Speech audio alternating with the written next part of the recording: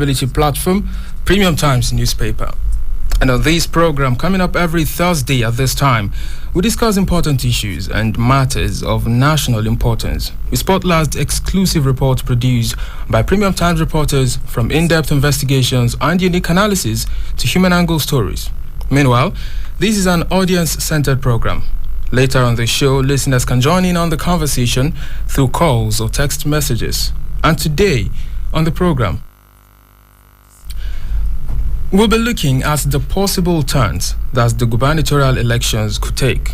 The gubernatorial elections is coming up next tomorrow, Saturday, 18th March. Now, following some upturns that were not particularly predicted by political pundits in the presidential and National Assembly elections, governorship candidates and their political parties are sitting tight, tying their belts better and doubling down on their campaign strategies. And I think one of the most that Nigerians have their eyes fixated on is the Lagos State Governor, Babajide Sanwo-Olu, whom many believe have been running from pillar to post to ensure that he retains his seat, because the win of the Labour Party's presidential candidate in Lagos is believed to have thrown the Lagos APC camp in jittery. But this dynamic and intrigue is not limited to Lagos.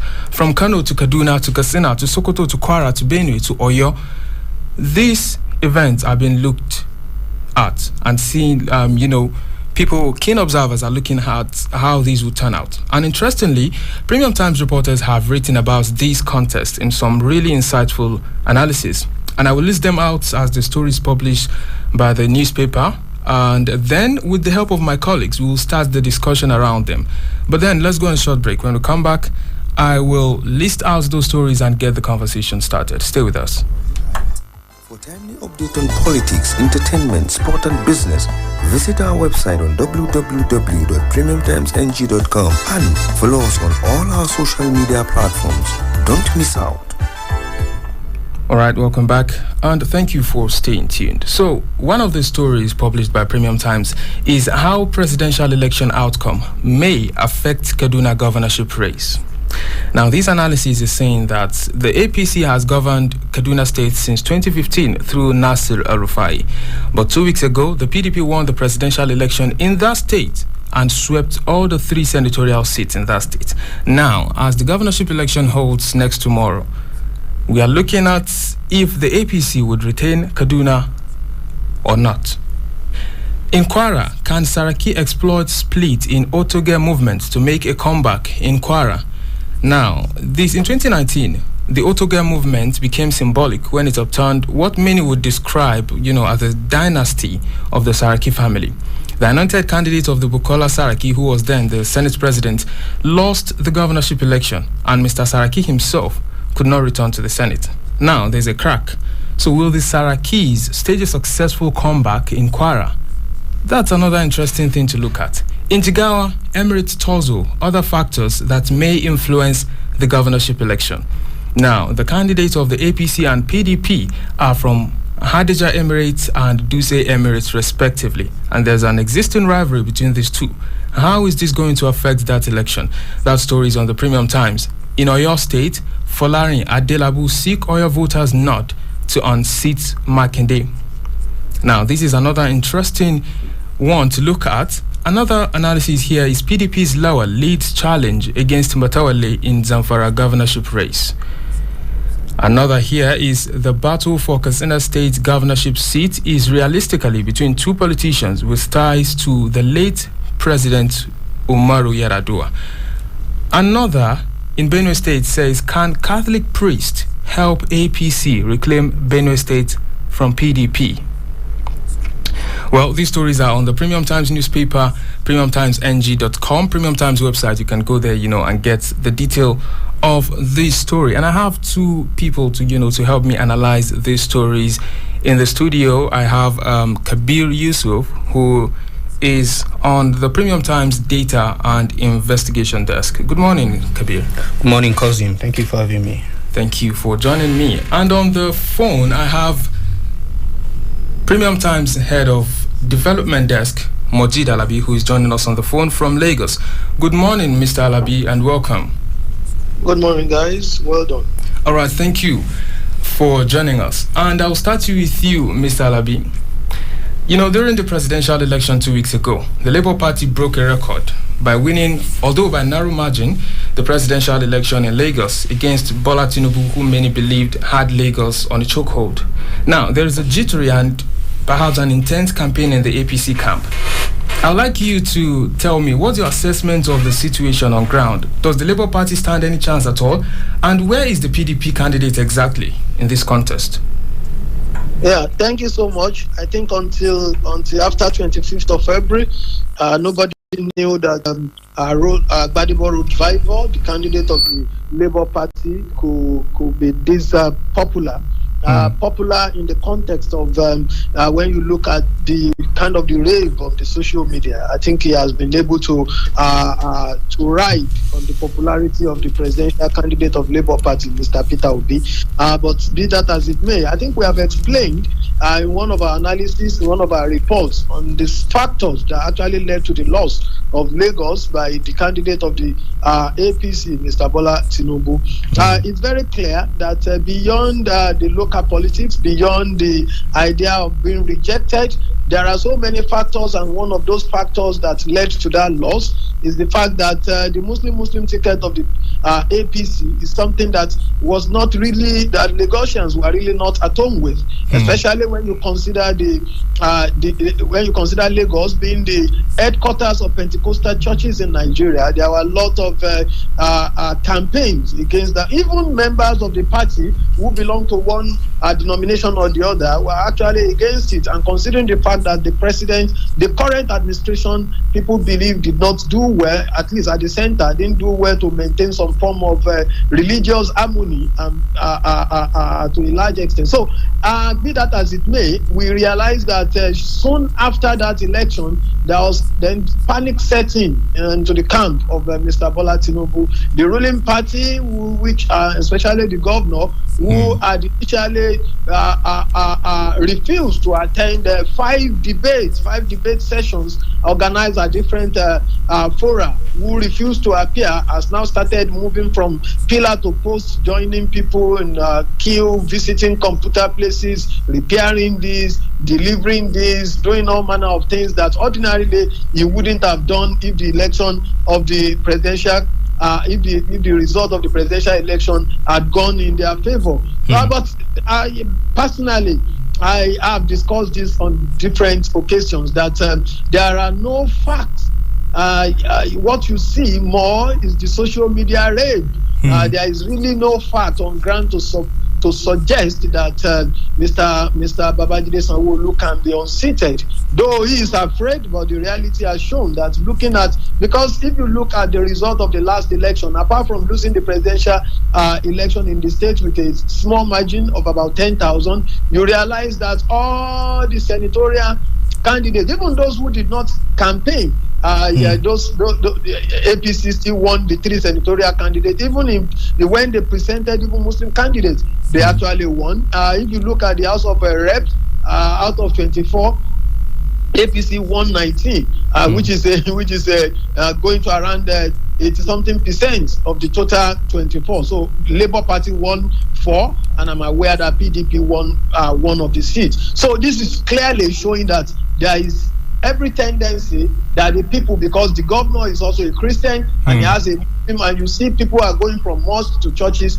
insisting that this administration should not be changed. And looking at even the personality of the candidate of the Labour Party or even the PDP, in terms of achievement, in terms of record, what people are displaying is the achievement and the biography of the candidate of each of them, of the candidates. So, and talking about the PDP candidate now, Mr. Alabi, the PDP candidate Jando appears to not, particularly be in the front run. Do you also see it that way? Because it appears that the Labour Party candidates have kind of unseat him as the major opposition in this election.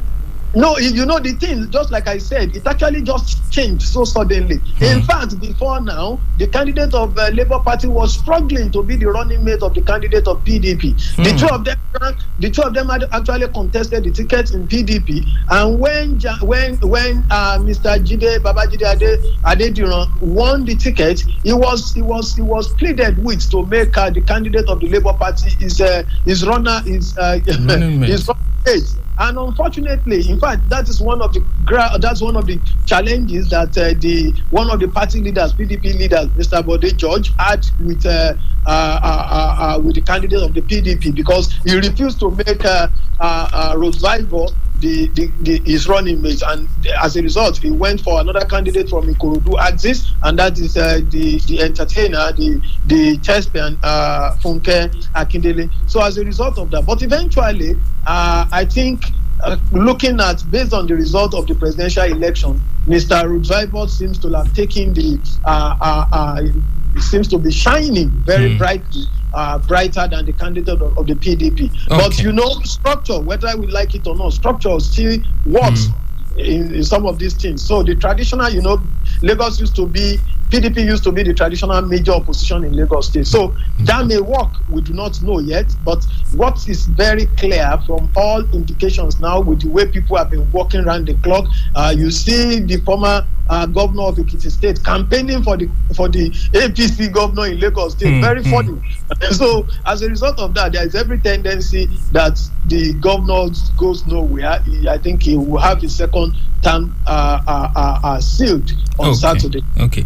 Briefly now, let's move to Oyo State, and where the Oyo State governor, he's one of the G5 governors that's kind of sabotaged the effort, or should I say the win of the PDP candidate, of their party's presidential candidate in their state. And we've seen some of these G5 governors, record some laws themselves. Benue State's Samuel Autumn could not get his senatorial seats that he contested. Now, Oyo Makinde is in a kind of, should I say, catch-22 situation that we do not know how this is going to be, because he allowed the APC to kind of take his state at the expense of his party's presidential candidate. Do we see the APC unseating himself, or is there something that Makinde would do to actually retain his seat in Oyo State? I think Mr. Makinde has actually prepared for a possible defeat. He said it openly that he would rather prefer to sacrifice his ambition to present a united, to support unity and integrity and support the unity of this country. So as a result of that, there is the challenge he is having is that almost all the persons that he gave tickets to in PDP, many of them lost. I think APC got about 8 or 9 House of Rep, got all the 3 senatorial tickets. The party members are very hungry because they believe that it is because he refused to work for the presidential candidate of the party, and as a result, there is this serious internal wrangling within the party. And you see leaders in Oyo State saying that rather than voting their own candidate, their own governor, their own governorship candidate, they will also, like the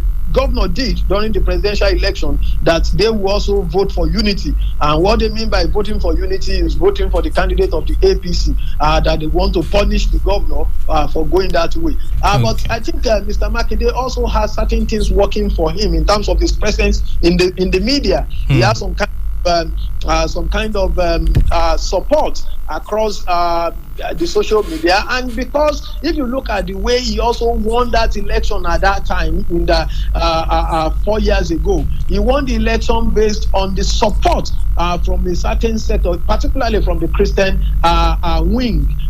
He got massive support. So there is a clear division now, and you have seen some of the people who actually merged to support him that time, led by the former governor of the state, that Ladoja. Chief Ladoja has now given his support to Folarin. And you look at it, when you look at Folarin too, Teslim Folarin used to be one of a strong pillar, a strong member of PDP, because he's also a product of Baba Adedibu's political family, where the person who actually led the campaign for Alhaji Atiku Abubakar in Oyo State, Mr. Bolarumi Aziz, also is from. So in one way or the other, Mr. Folarin seems to be combining two forces, the APC forces and the forces of his former house, that is the PDP. He has been moving to them, and it seems to be getting some kind of support from them. So there is every possibility that Mr. Makinde may not come back as a result of the politics he actually played during the presidential election. All right. Thank you. Thank you very much, Mr. Alabi. Let me get to Kabir in the studio now. Thank you very much for your contribution, sir. Now, Sakabir, coming back to you now, we've heard how this is trying to play out in in Lagos to Oyo State. I would like us to look at Kano State. What happened in Kano during the presidential election showed to us, if anything, that Rabiu Kwankwaso is an actual grassroots politician, contesting for the first time under the new Nigerian, a party he floated recently. He won almost 1 million votes, a really wide margin compared to the other PDP and APC, who are like the traditional major contenders in this election. And we've seen his party sweep, some members of the National Assembly, like one National Assembly seat. Now, Abba Yusuf, who is contesting in the NNPP, how does he stand, alongside other candidates from the PDP and APC? Well, thank you so much, cousin. The politics in Kano, if you've been following it before now, you know that it's not surprising what we saw in the presidential election, because one, Kwankwaso himself, the leader of the NNPP movement, and then the former governor of Kano State, who is also very influential at the grassroots of the state. He was the presidential candidate, and so expectedly he was going to win the state. Many projections give it to him that he was going to take Kano. But then what is surprising is that APC is a very strong party in Kano. They have the structures, the governor is there, the majority of the lawmakers in the state are APC members, but it turned out that now NNPP has gotten 2 senatorial seats, and they've gotten at least 17 out of 24 House of Representatives seats. So it is a major shock for the APC ahead of the governorship election, and the candidate of the NNPP today was the same candidate of PDP in 2019. He contested against Governor Abdullahi Umar Ganduje in 2019. However, even in that election, the election was not decided on the first ballot. It was on 2 ballots. There was a first attempt, and Abba Kabir Yusuf, that's the candidate of NNPP, was already leading by over 1 million votes when the election was called off. And when they went for the rerun, Ganduje come back and defeat Abba. So it shows you that even in the 2019 election, Abba was very, very popular.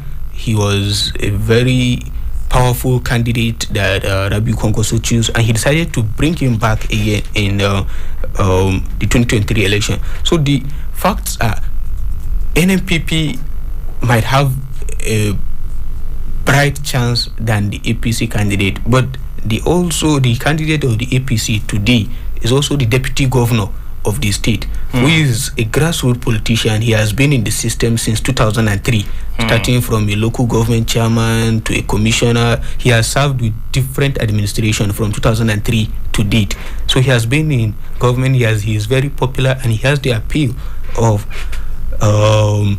some class of people. He has the appeal of the traditional rulers. He has the appeal, or he's gaining support from the Emirate Council. He's gaining support from the business community. He's gaining support from the elderly people. But the youths are massively going to vote for the NNPP candidate, for the simple reason that Kwankwaso was a man of the youth. When he was there, he sponsored so many young people to study abroad. He has empowered many people. Up till now, there is this youth movement that the youth are solidly behind Kwankwaso and his party. So overall, it's going to be interesting, I think. Yeah, essentially, I would like to know, because this is like 3 political parties: APC, PDP, and the NNPP. Do you see the contest like really between the 3 of them, or you see someone already being relegated already? No, it's 2. It has never been a 3-man contest. So it's just it's just APC and NNPP. Yeah, PDP is not in the contest. I mean, if you look at the presidential election results, more than almost 2 million people voted in Kano. Konkoso got close to 1 million votes. The APC got over 500,000 votes, but the PDP only managed to secure 100,000 votes. So their governorship candidate, and they did not want any House of Rep seats, nor the senatorial seat. Wow. So, and it's going to be the same at the governorship election too. So because the PDP structure in Kano, they have so many internal wranglings. If you can remember, you know that it's only last month that the Supreme Court affirmed who is the governorship candidate in PDP, because there has been internal crisis between Mohamed Abacha and Sadiq Wali. So as it sounds today, many people are not even aware who is the governorship candidate of the PDP. Yeah. Well, moving away from Kano now, in Kaduna, we've also seen something happened in Kaduna that, it's kind of surprising to many, particularly, how the PDP presidential candidates won, despite the APC, Kaduna being like an APC state. Nasir El-Rufai has been an APC member from 2015 up till now, and he's the governor of that state. Yet, the PDP also swept about 2 senatorial seats in Kaduna. How do you look at the governorship, candidates in Kaduna? How do they stand? Do you see the contest between PDP and APC, or do you see the Labour Party, who is also, growing there? Do you see the Labour Party also in the contest? Yeah, the fact that the Labour Party came in by surprise and they did so very well in the presidential election. The Labour Party candidate had over 200,000 votes in Kaduna State, which is way more than the 25. I think it's close to 25% that he got, and that numbers majorly come from southern Kaduna and a little part of northern Kaduna State in Zaria and other places. So, but it's because of the popularity of the Labour Party candidate ahead of the election. He gathered momentum, and it was all across the country. And he personally visits southern Kaduna to go and get their support. He was seen around southern Kaduna with their leaders, traditional leaders, and other Christian rulers in southern Kaduna. But I don't think the Labour Party governorship candidate will also get that kind of support, because the politics there, in fact, there are so many groups now that are already endorsing the PDP candidate. So it's going to be dicey, because after the before 2015 election, Kaduna has been a PDP state.